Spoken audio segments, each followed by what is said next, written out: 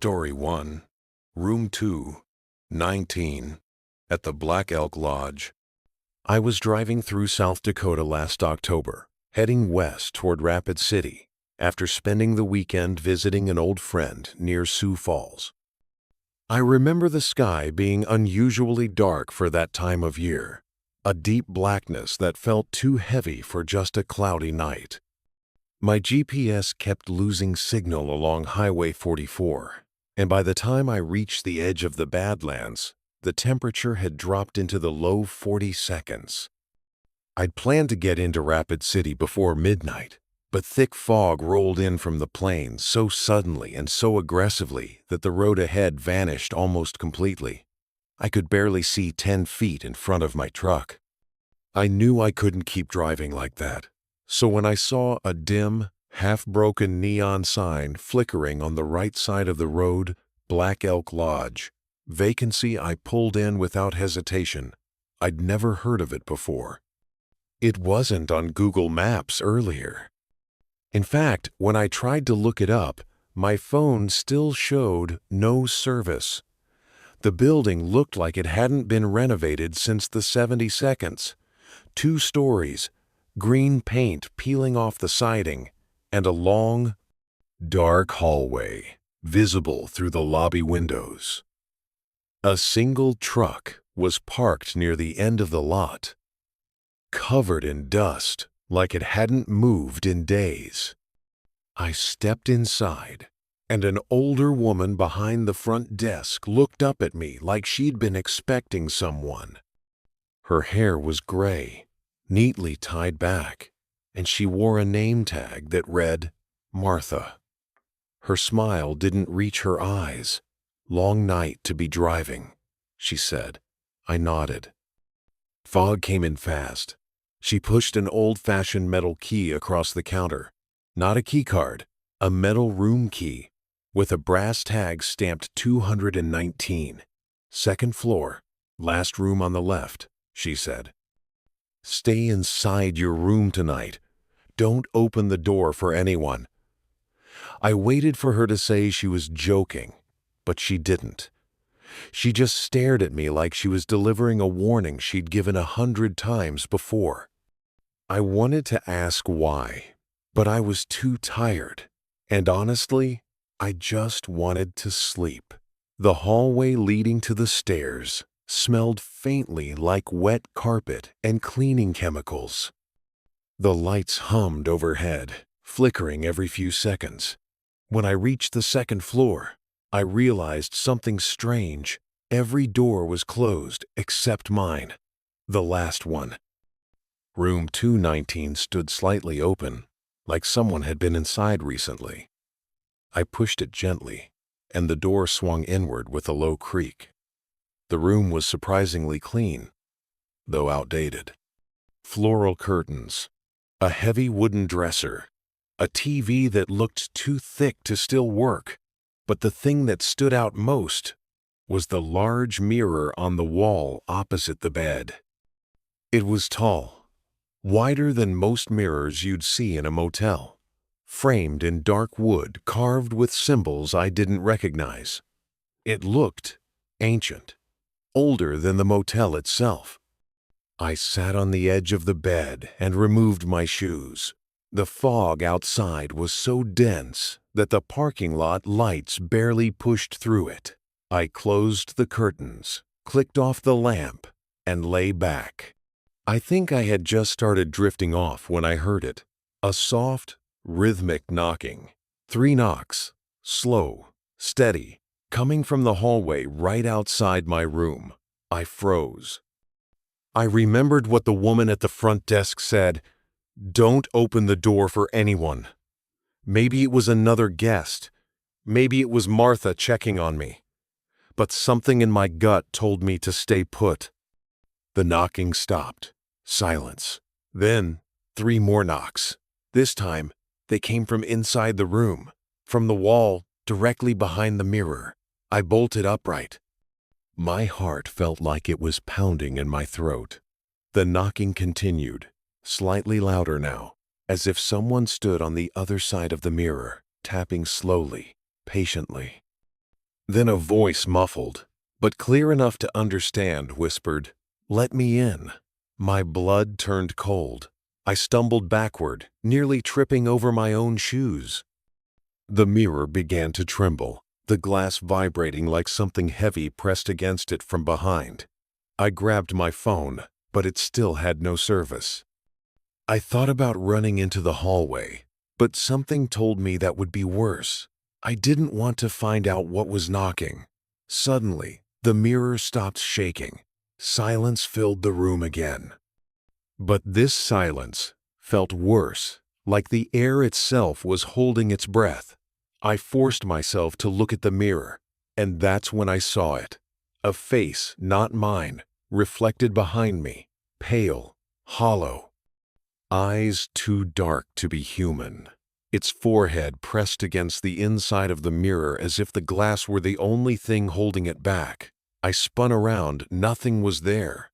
But in the reflection, the thing smiled. A slow, stretched, unnatural smile. I ran to the door, yanked it open, and bolted into the hallway. As soon as I stepped out, every light in the hall flickered violently. The air felt colder. The floorboards creaked like someone else was stepping right behind me, matching my pace. I didn't look back. I sprinted down the stairs, jumped the last 4 steps, and crashed into the front lobby. Martha was standing there, facing the door like she was waiting for me to return. Her expression didn't change when she saw how terrified I looked. "You looked into the mirror, didn't you?" she asked quietly. "What the hell is in that room?" I shouted. She closed her eyes like she was exhausted, like she had this conversation many times before.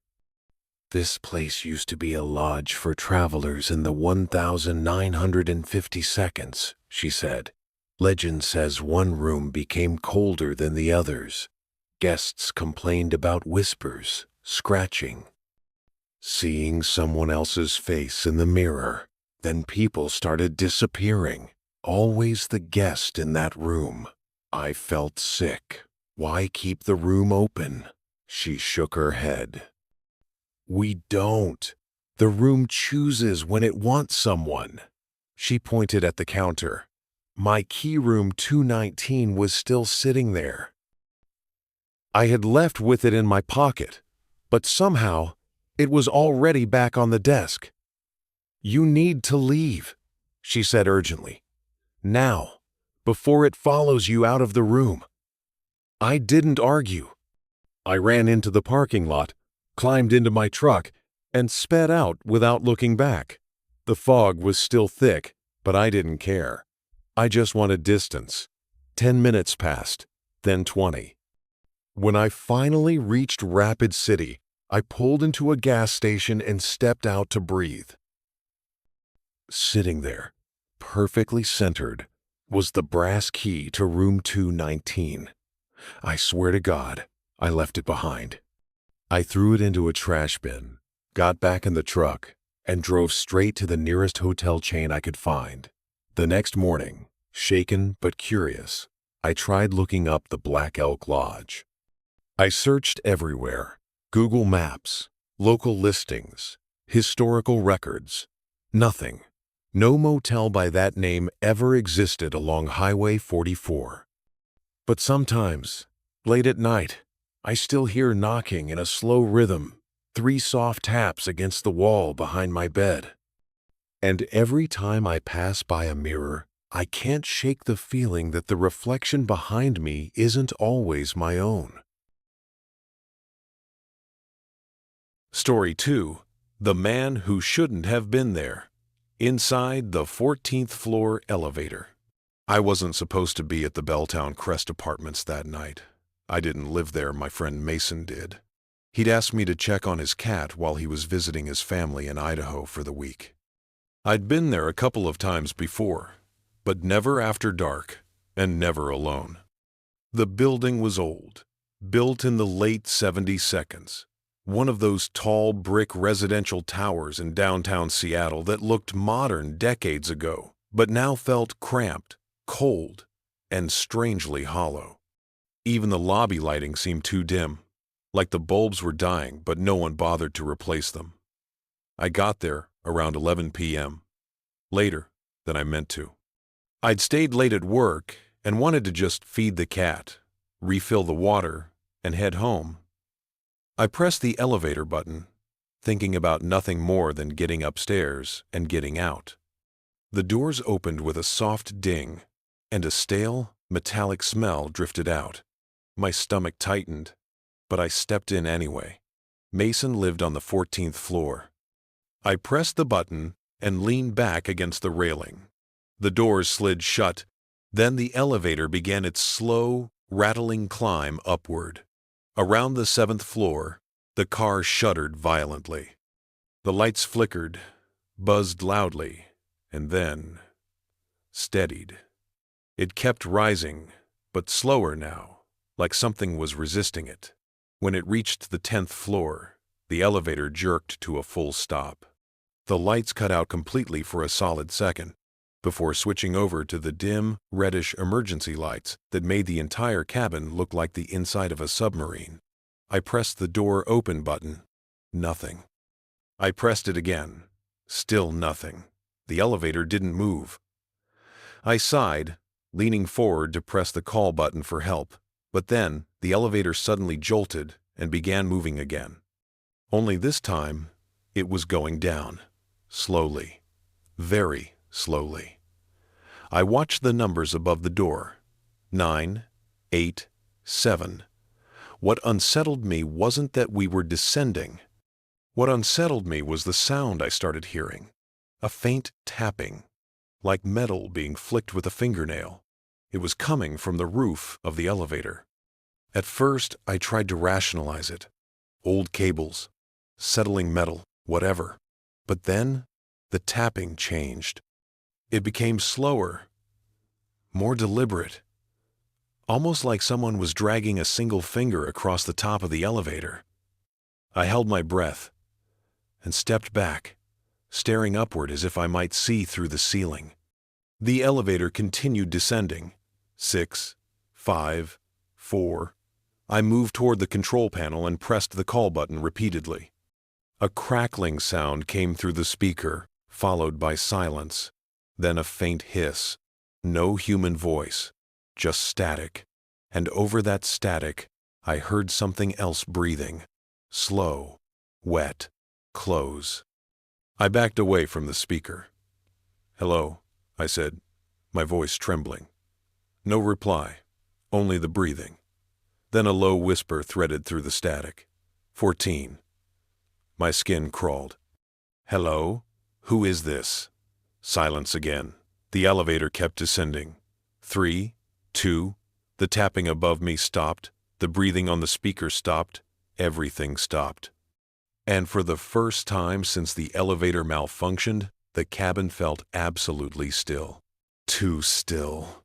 The kind of stillness you feel when you know you aren't alone, but you can't see who else is there. The elevator slowed to a crawl as it reached the lobby. When it finally stopped, the doors slid open with a harsh grinding noise, much louder than before. The lobby lights looked dimmer than when I'd entered earlier, as if the building itself were sinking into some kind of power failure. I stepped out cautiously. The lobby was empty. Completely empty. Even the security desk was vacant. But something was wrong. The large mirror on the opposite wall was cracked. A long, jagged fracture ran from top to bottom, like something had struck it hard, recently. But what made my stomach drop wasn't the crack itself, it was the streak of something dark smeared across the glass, something like a handprint. I tried to calm myself. Maybe maintenance guys had been working. Maybe something fell. Maybe, behind me, the elevator dinged softly. I froze. The doors hadn't closed. I slowly turned my head. The elevator was still open, dim red lights glowing inside it. And standing in the very back corner of the elevator was a man. Except, he wasn't there when I walked out. He was incredibly tall, maybe 6'5", with a long, narrow frame. His clothes were outdated, like something from the early 90s. A faded denim jacket, dark jeans. No expression on his face, no movement. He stood perfectly still, staring directly at me. My throat went dry. "Sir, are you okay? Do you need help?" No reply. No blink. Nothing. I stepped back slowly. His eyes followed me, but his head didn't move. Only the eyes. I turned and hurried toward the exit, not running, but close to it. As I reached the door, I heard the elevator doors beginning to slide shut behind me. But just before they fully closed, the man inside tilted his head at an unnatural angle, almost sideways, and whispered, barely audible, even from where I stood, 14. The doors slammed shut. The lobby went completely dark. The sound of the elevator ascending fast, too fast, echoed through the shaft like machinery straining to its limits. I bolted out of the building and didn't stop running until I reached my car. I drove straight home and didn't look back once. I called Mason the next morning to tell him what happened. His voice was tired, groggy. But when I mentioned the elevator, specifically the 14th floor, he went silent. Completely silent. "Dude?" I asked. "You there?" After what felt like a full minute, he finally spoke. "You saw him, didn't you?" "Who?" "The man from the 14th floor. My blood ran cold."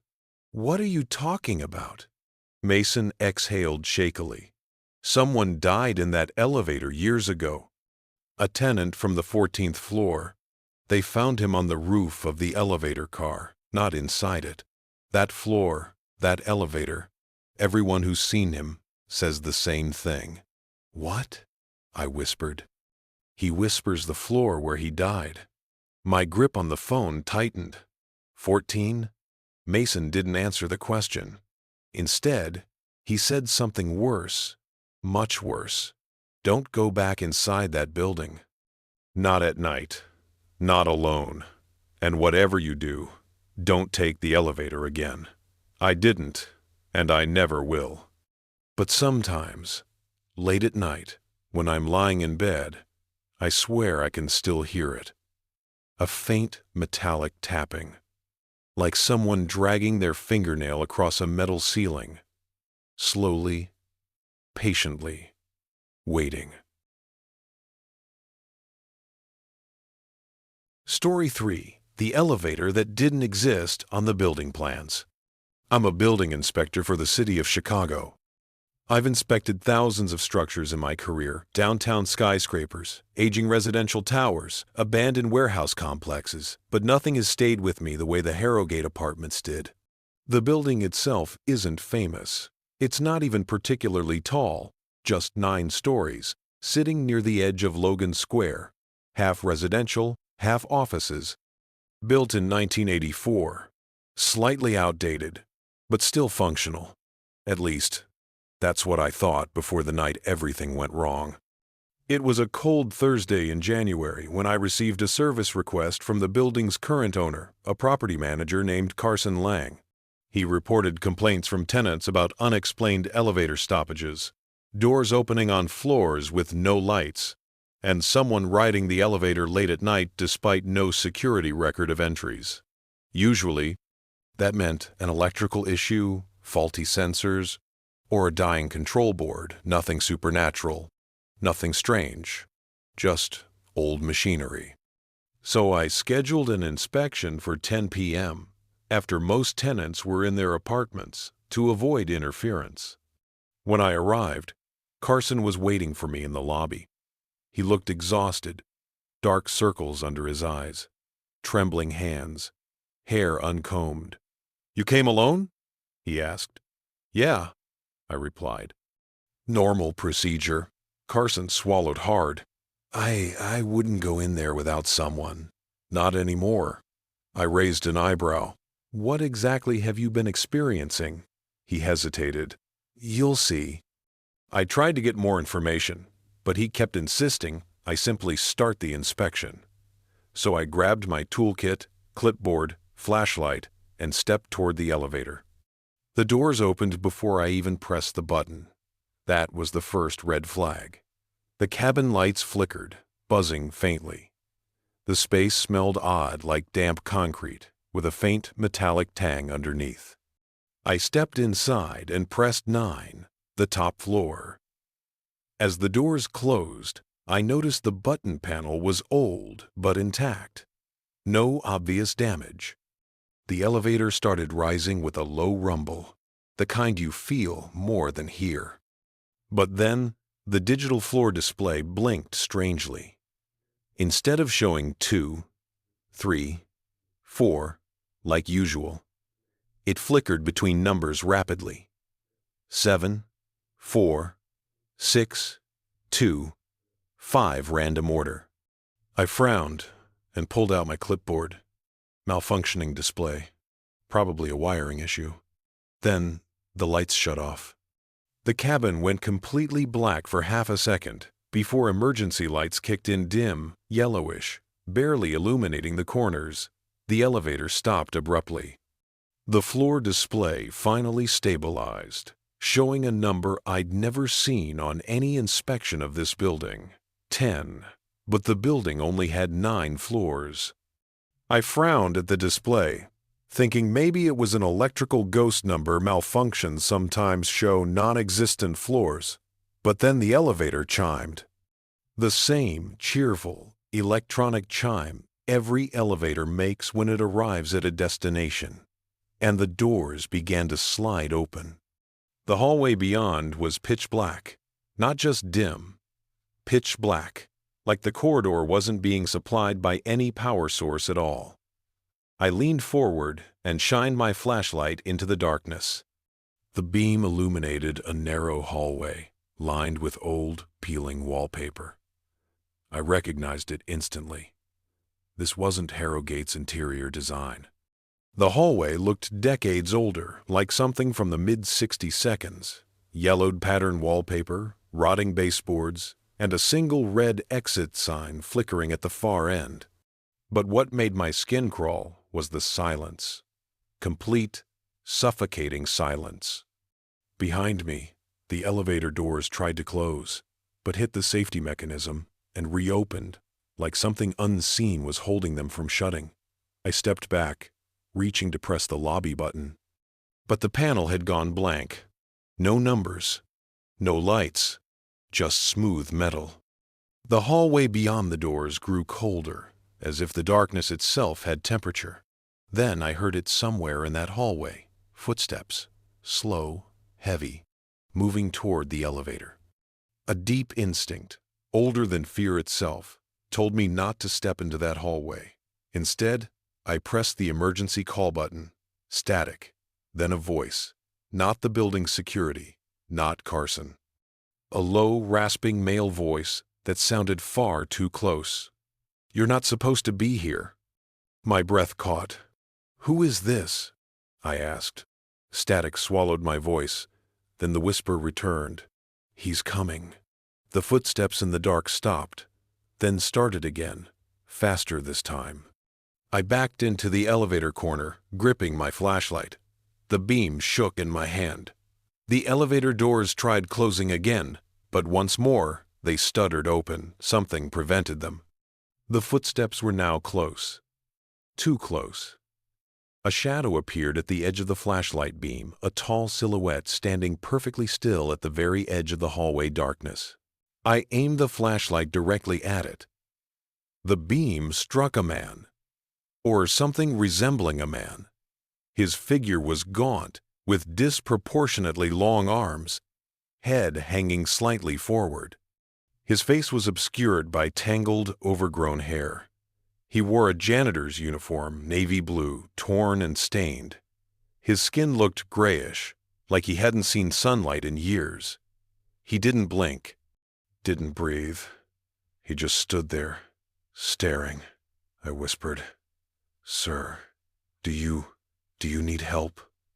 Slowly, too slowly, he tilted his head upward, revealing pale, sunken eyes. His mouth opened. Not wide enough for screaming, just barely, as if the muscles didn't work right. And then he moved. Straight at me. I slammed the door close button repeatedly. The door stuttered, shuddered, then finally slid shut just as he reached the threshold. His hand, a long, bony hand, slapped against the metal with a loud crack. The elevator dropped. It didn't descend. It dropped, like the cables had been cut. I crouched, gripping the railing, heart pounding, waiting for the impact. But the elevator stopped again, violently enough to rattle my teeth. The display blinked. B2. The Harrogate apartments only had one basement level. The doors opened to a dimly lit corridor of concrete and pipes. But something was wrong. This wasn't Harrogate's basement. This basement was abandoned, dusty, moldy, with broken fluorescent lights hanging from the ceiling, old graffiti on the walls, exposed rebar. The air was freezing cold. I tried stepping out just enough to inspect the threshold, but then I noticed something on the concrete floor. Footprints, dozens of them, bare footprints, long, distorted, twisted. They led from the elevator outward, vanishing into the dark. Something moved in the darkness at the far end of the corridor. Not walking, crawling, fast, too fast. I jumped back into the elevator and hit the closest button, any button. I didn't care where it went. The doors slid shut as something slammed into them from outside. The elevator vibrated as if something was pounding against it. And then silence. The elevator rose again, slow, painfully slow. After a full minute, the doors opened to the main lobby, the real lobby. Bright lights, carpet, people, warm air. I stumbled out, shaking. Carson ran toward me. "Did you see it?" he asked urgently. "The extra floor?" I nodded weakly. Carson swallowed, wiping sweat from his forehead. "The 10th floor doesn't exist now, but it used to. Before renovations in 1993, there was a maintenance level. A man died there, a janitor. Crushed between the elevator car and the shaft wall. They sealed the floor completely. No access, no doors, no power. But people still see it." He stared at me, voice trembling. "The elevator takes people there, at night, when it wants to." I shook my head. "That's impossible. Elevators don't." Carson cut me off. "The last inspector said the same thing."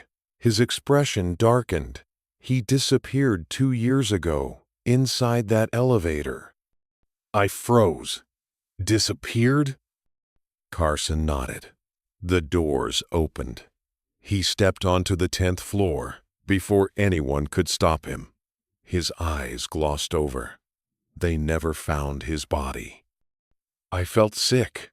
"Why didn't you tell me this before?" "Would you have come?"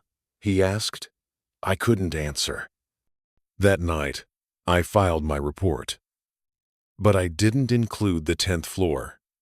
Or the man, or the crawling thing in the basement. I wrote, "Elevator unit is non-functional and requires full replacement." But sometimes, late at night, when I'm alone in my office writing reports, I hear it, that familiar ding. The sound of an elevator arriving on my floor, even when the building is empty, even when the nearest elevator is down for repairs. I hear the doors slide open behind me. And sometimes, I swear I hear breathing. Not human breathing. Slow, raspy, close. Too close.